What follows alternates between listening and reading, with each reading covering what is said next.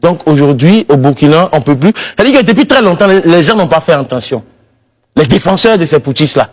Parce qu'ils ont tout fait. La CEDEAO, dehors. Comment on appelle ça? La France, dehors. Tout le monde dehors. Parce que tous ceux qui pouvaient faire barrage à leur manipulation ont été chassés. Aujourd'hui, se sont attaqués aux hommes politiques. Et eux, je veux dire, ils se prévalent de leur propre turpitude. Parce que c'est eux qui ont permis aujourd'hui là que ces putschistes soient là, à ce niveau où ils sont aujourd'hui. La presse, même chose.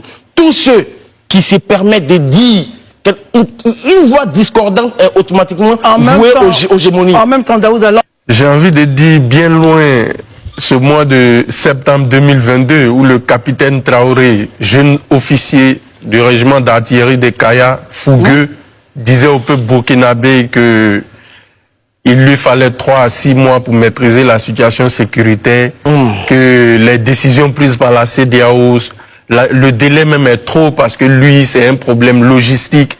Il a même dit cette phrase aux journalistes. Vous ne connaissez pas la chose militaire. Je vous dis que c'est un problème de logistique.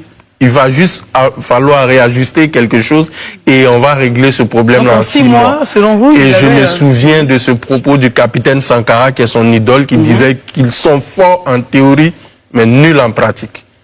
J'ai pas dit le nom de quelqu'un, mais c'était juste une boutade. Voilà, donc moi, je suis pas surpris.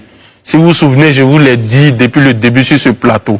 Les officiers qui ont pris le pouvoir n'ont pas pour objectif d'améliorer une quelconque situation. Ce sont des acteurs politiques, mais la différence entre eux et les civils, c'est qu'ils ont des armes à feu. Et ils ont des armes à feu de la République qui retournent contre l'institution.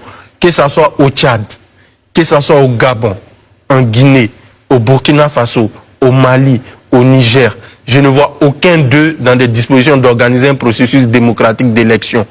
Ils vont faire le forcing pour se maintenir au pouvoir parce que leur objectif depuis le début, toute la stratégie qui a été mise en œuvre, c'est comment conquérir et garder le pouvoir. Alors, la France, la CEDEAO, c'était juste des boucs émissaires, c'était juste des sources pour mobiliser les foules contre ces derniers-là, faisant croire aux populations que ce sont eux les problèmes. Or, en réalité, le problème, c'est que l'armée a décidé de tuer la stabilité sociale dans ces pays.